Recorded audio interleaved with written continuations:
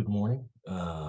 It is Monday, November 22nd. It is Thanksgiving week. I have not posted anything for a couple of weeks. Been a bit of an intellectual rabbit hole, so I feel compelled to get some thoughts down in this format this morning. So here I am. We'll see how much time I have before our monster awakes.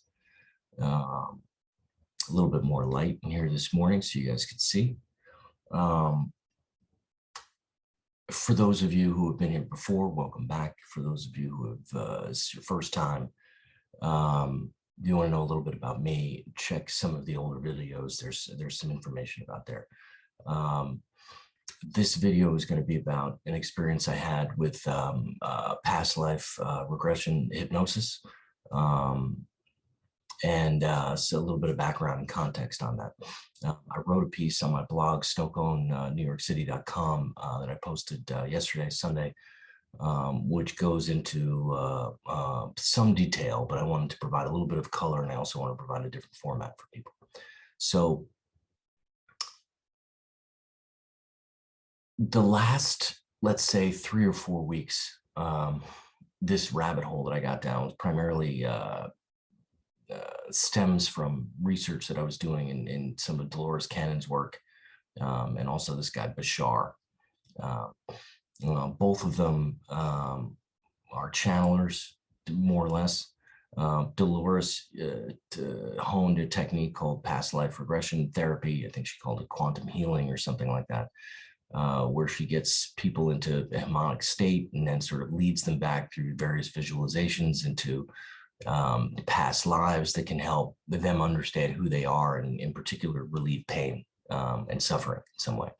And in that research and in that work, she confronted a variety of beings, other worlds, and it's really fascinating what she discovered. She wrote probably 15 books, give or take. I went through about 7 or 8 of them. I don't know that I'll ever do the same, honestly. And I don't want to talk about her corpus necessarily. I'm writing a larger piece on that. That's a bit of the rabbit hole that I got down relative to metaphysics, given the doorway that she effectively opened, or found access to, more or less. She's not the only one, by the way. There are others that have found the same door. And then Bashar is an entity that channels through an individual, has been doing so for some 20 or 30 years, claims to be from another dimension. And has been sharing all sorts of information about metaphysics, how to live, and how to sort of understand what's happening here in this reality. Both of them have significant metaphysical considerations, and that's really the area of interest for me, as it relates to my work. So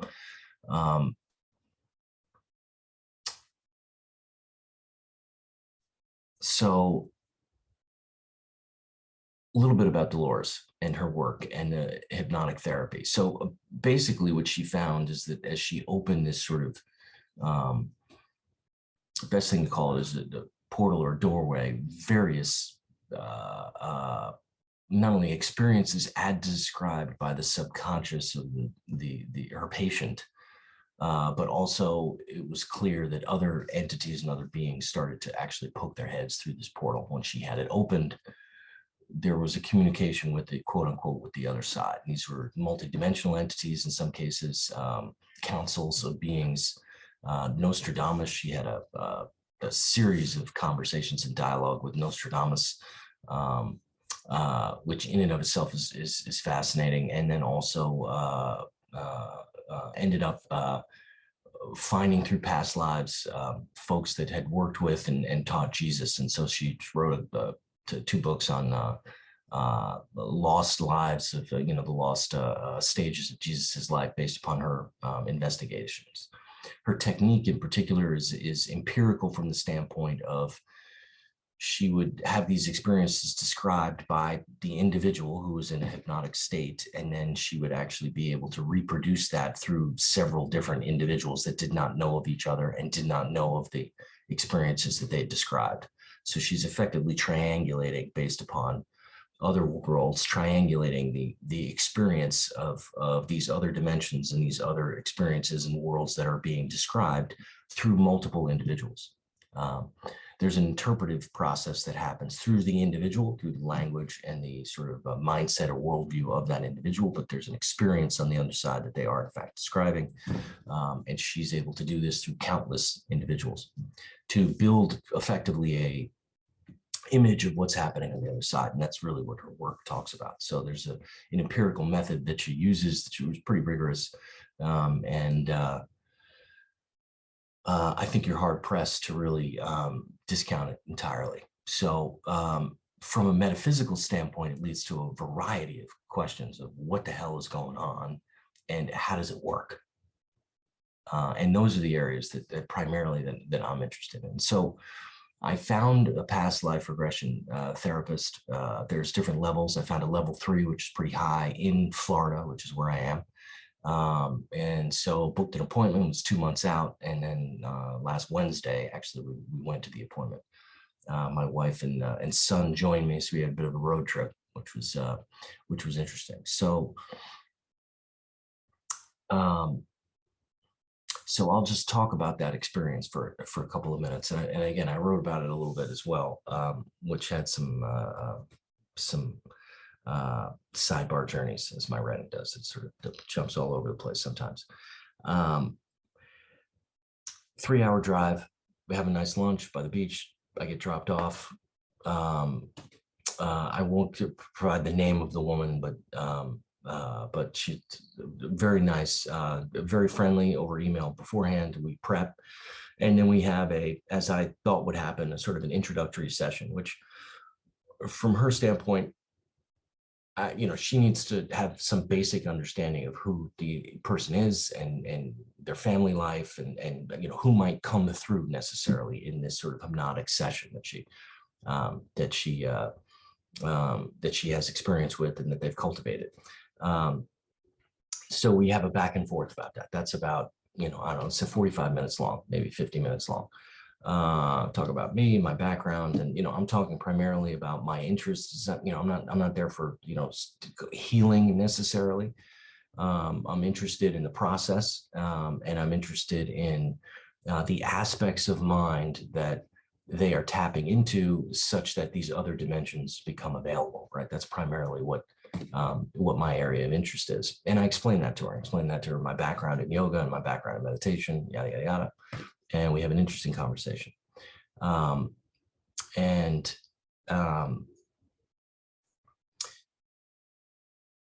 we take a brief break, and then lie down in Shivanasa, I think is the name of the yoga pose. You basically lie down in sort of a death pose, and then she puts a blanket over. She says you might get a little cold, and then we immediately sort of start the quote unquote session. I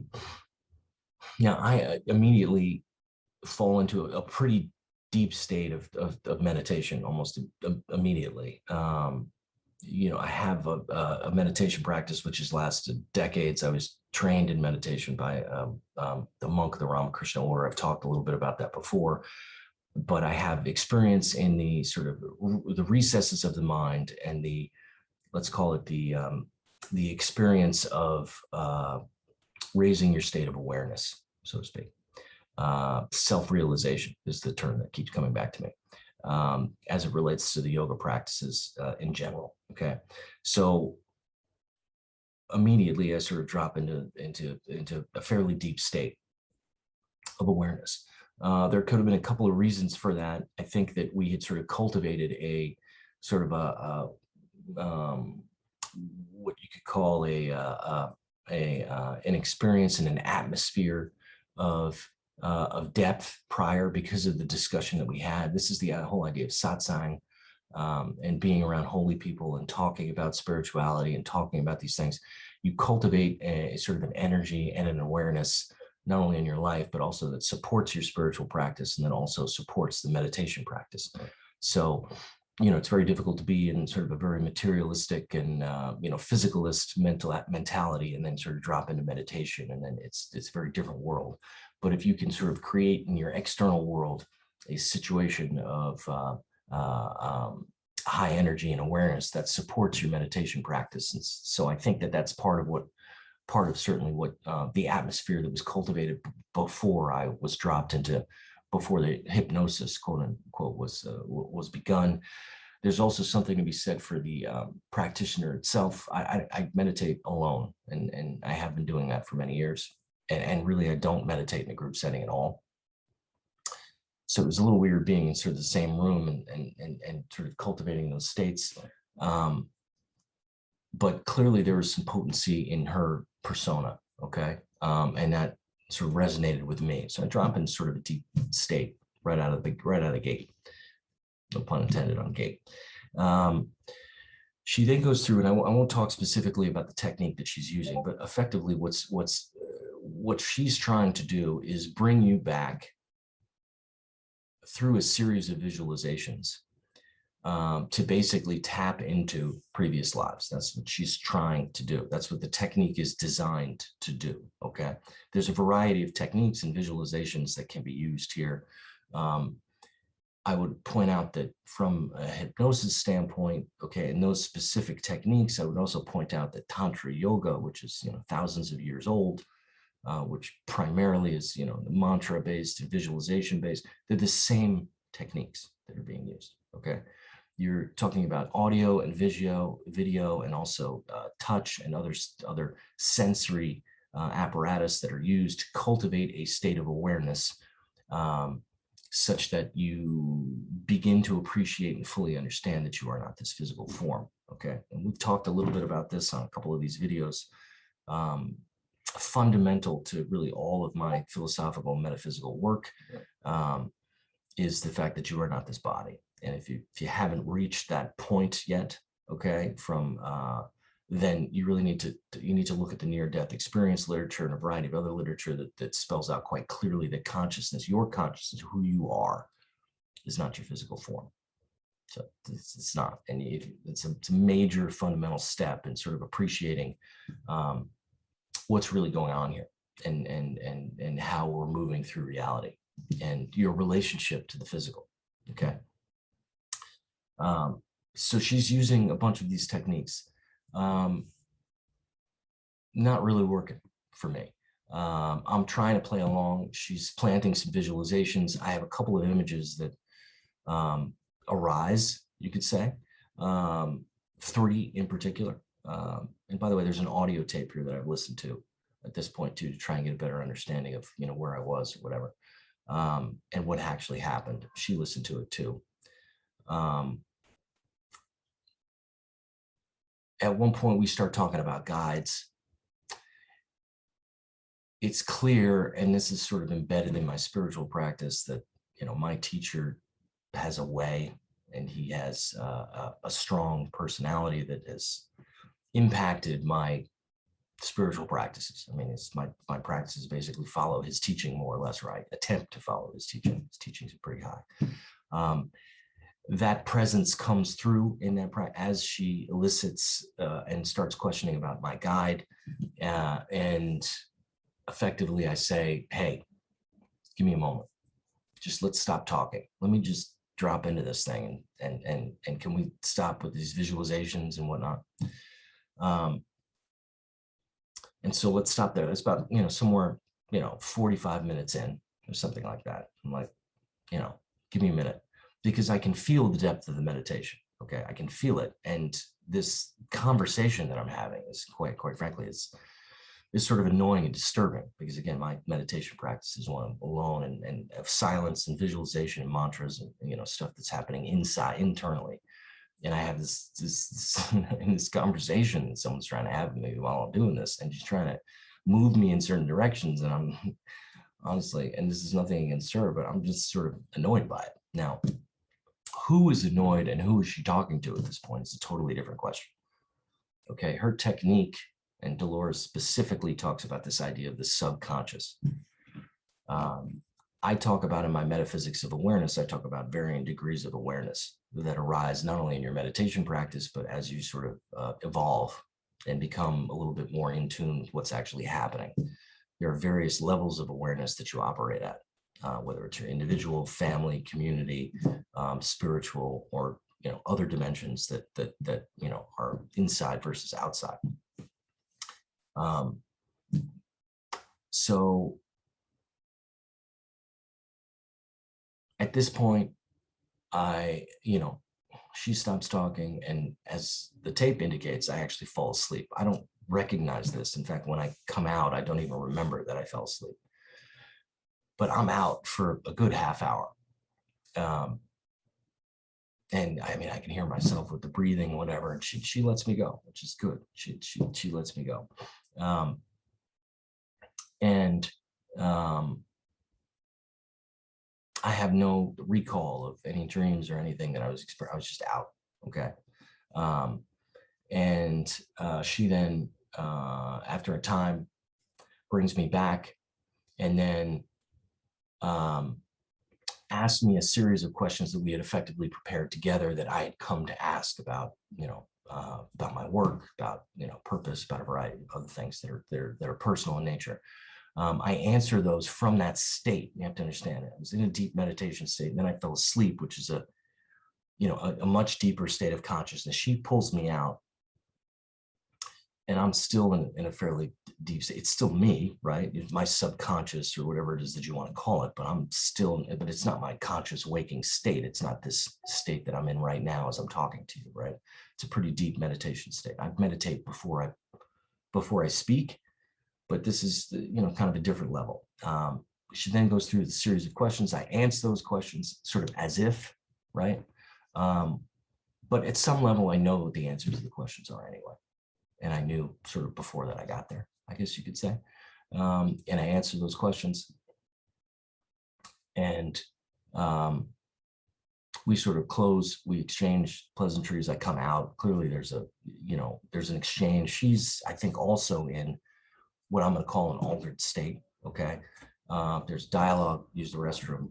Thank you very much. My wife and child are waiting outside, and we take the adventure home. So, a couple things that we can conclude from this sort of what I'll call this psychological experiment, more or less. I don't know.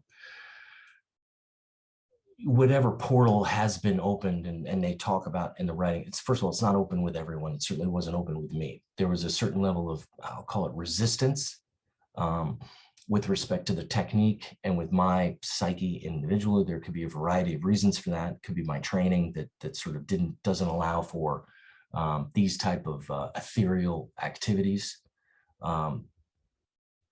It could also be that I'm just not predisposed, and that I don't necessarily have the I'm just not hardwired for those sort of interdimensional type of experiences, or at least in the conscious type of state. It could be the back and forth, the relationship between me and the practitioner, the hypnotist in this case. A variety of reasons for that, but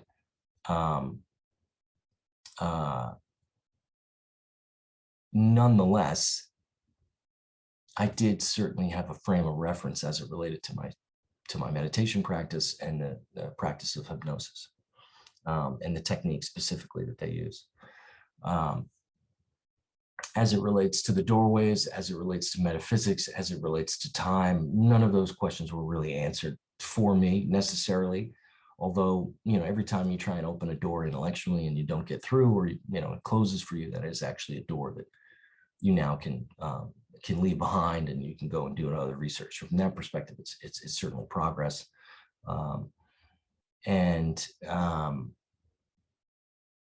The area of research that I've sort of fallen into, which is related to the technique of hypnosis that they're using, this idea of energy and vibration. And that seems to be, from a metaphysics standpoint, where most of my sort of intellectual paths are starting to lead.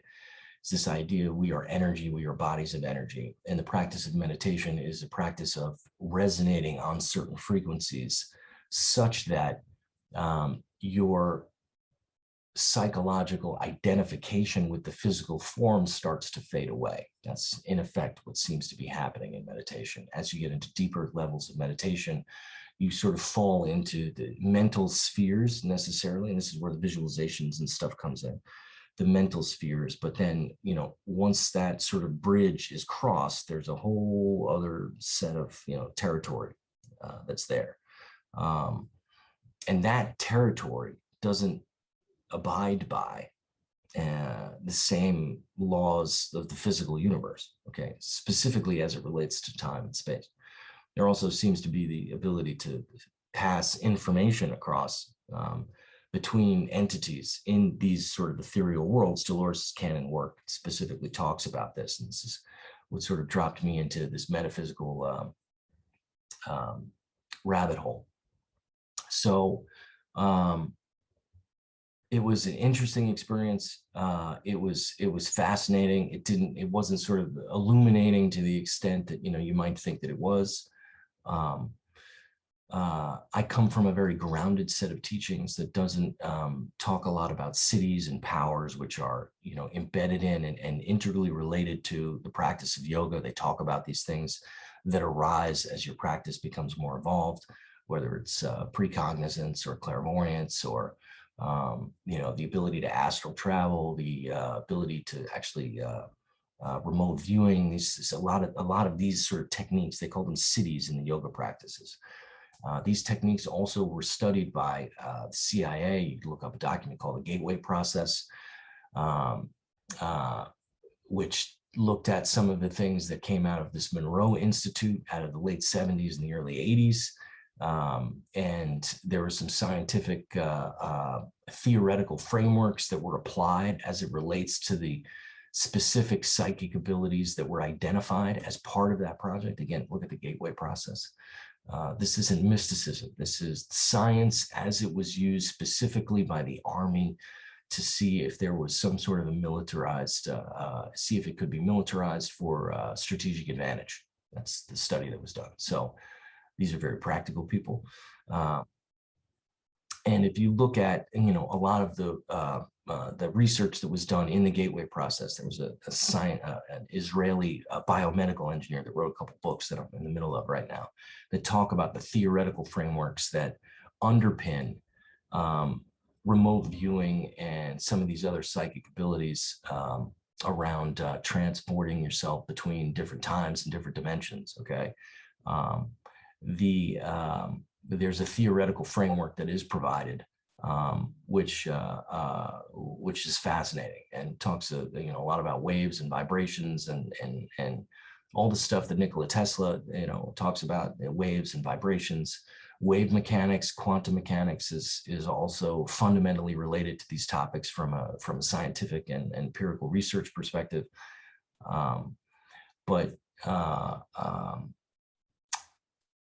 It's just sort of funny that we live in a time where these ancient mystical traditions and science are sort of converging in a very sort of weird way. And science as a materialist and physicalist endeavor is sort of resisting. Academia in particular is resisting a lot of this stuff. But eventually the critical mass of information is out there. It's this is not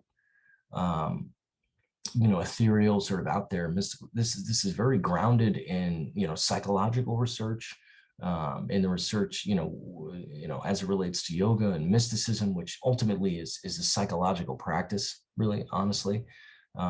It bleeds into spirituality and theology, but ultimately you're looking at the recesses of the mind and how it operates and how it behaves and impacts the physical world. Okay, and this all of this stuff is fairly well studied at this point, but a lot of people haven't put the pieces together, some of which I'm working on putting together. I'll leave with this aspect of my studies that, again, I'm trying to figure out how to formulate properly. But what you're left with is, once you ultimately realize that you are not this physical form, you're left with this what I'll call psychic phenomena that is empirically reproducible, okay, as it relates to meditation practice and the Monroe Institute techniques, which uses sound and other things to elicit these experiences. And it talks about the theoretical framework from which these experiences arise, and how through these experiences you're able to move beyond the boundaries of time and space. Okay, it is clear that what we have is some sort of device that is capable of not only these cities, these powers of moving beyond time and space necessarily, but that through which these other dimensions of reality can be experienced and explored. So fundamental to metaphysics is the human form, right?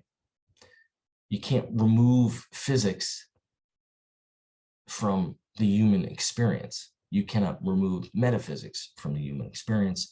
You cannot remove interdimensional physics from the human experience. This is instrumental and fundamental to where pretty much all of the empirical and scientific research is moving, okay? Dolores finds this in particular. She opens up portals into other dimensions through the psyches of individuals, okay? They are fundamental to the practice and the art of what she's teaching, okay?